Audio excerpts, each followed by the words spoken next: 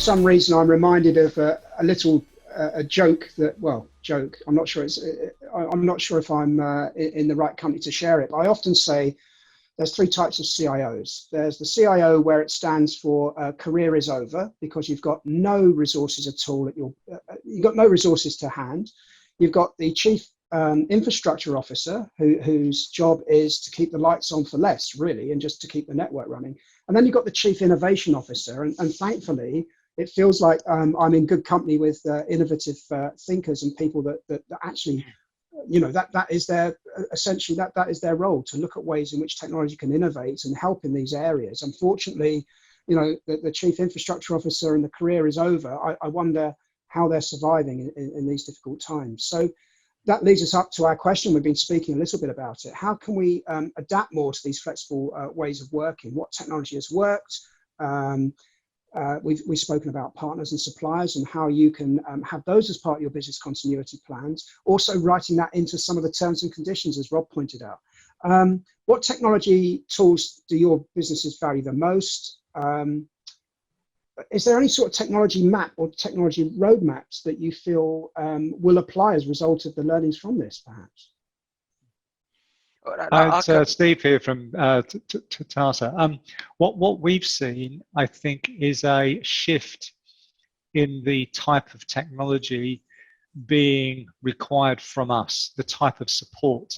So there's been a shift away from pure network infrastructures towards more unified communications asks, and we've seen that shift happen really quite quickly. So where we would have a relatively healthy pipeline on interconnectivity of network infrastructure, that pipeline and those orders are now being expressed in a more unified communication type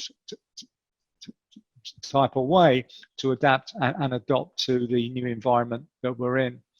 What will be interesting, I think, as well, is to understand how the requirements of the customers will change, in a sense of they understand and they know the technology now that's being used. They've tried the technology, they understand it.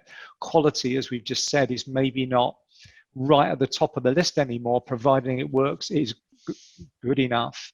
And we can rely on it, and it is the backbone of what we need to have by way of supportive structure to make our organizations operate. It's the nervous system of any organization.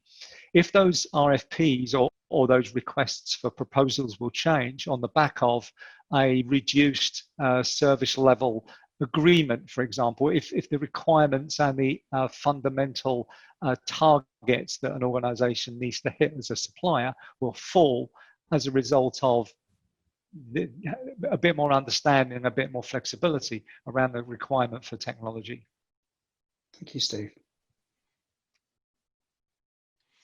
I think from our perspective, again, from a sports perspective, it's been really interesting. We've gone from perhaps being considered the stage that nobody kind of quite knows there, but rely upon it to actually being part of the show, and nothing is more prevalent than right now when we have now restarted our season. Golf is back for our professional players, and one of the main essentials in terms of keeping everybody health and safety is how we create a connectionless environment back on the golf course. So pre-COVID, players would typically arrive on a course.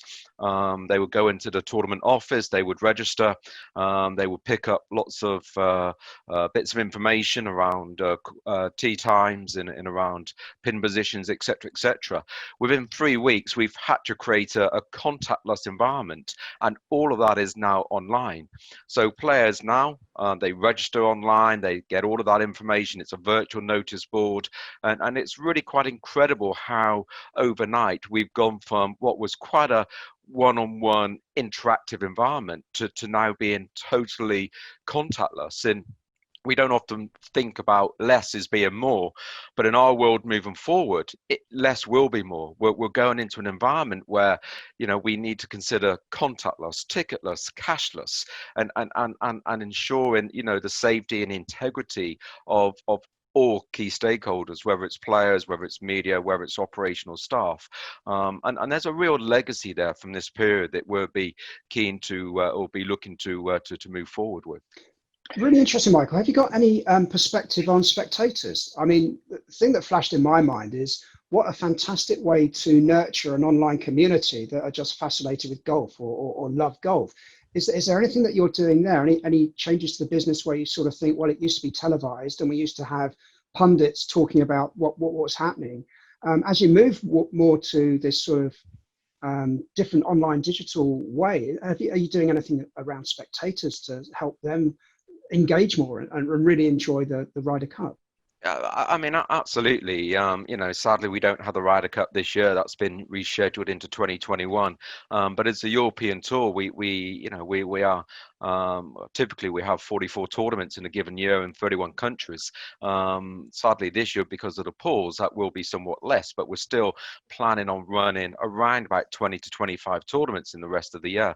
There's only one fan right now, and that's a fan from home, which means that we have to put more emphasis on our TV product. And data and information gives us that.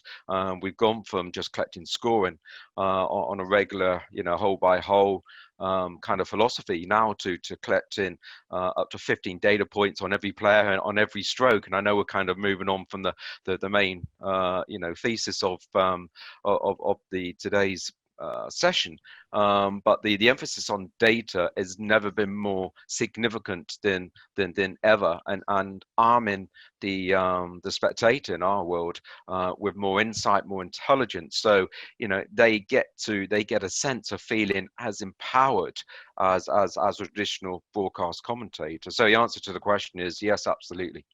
So strategic responsiveness takes on a whole different meaning when you're thinking about Spectators, and being able to adapt there. Although we may have been a little bit off topic, it is proving that you are able to react and readapt to your business needs. I think there's a general thing, I think everybody's done amazing jobs getting everybody working remotely. Okay, well, let's not stand still now. What's the next step? I'm sure we'll come on to that question. But we're already starting to look at new technologies. The sales and marketing team are suddenly having to work in a much more remote fashion. How are they going to do that? Some of the traditional IT and methodologies for doing that are going to have to change. How do we run remote company meetings? How do we run events in an interactive way in this new world? Just running a webinar is probably not going to be sufficient going forward. So what are the new technologies that are emerging to allow you to do a much more immersive experience? Virtual cameras. We're looking at, for example, what gamers do, because they have some really cool technology about how they immerse themselves into a particular environment. You could adapt those to look at how you do company meetings. So it's not just, a presentation and somebody talking. You can actually have a much more immersive one. So I think it's generally from an IT perspective, it's important that we celebrate that we've managed to do so much so quickly. And I think everybody's amazed, wow, look at what we can do if we really, really put our minds to it. Let's not stop there. Let's take that to the next level and let's start looking at the new technologies that are emerging to see how we leverage those. Definitely. So back to the sort of technology adoption life cycle as we start looking at what new value we can get out of new technology. And Tim, I mean, it's not only about new technology, because I think it's already there. The tools are there. The question is, how do you adapt those tools? And we have seen that the younger generation, collaborative tools, cloud service, they used it.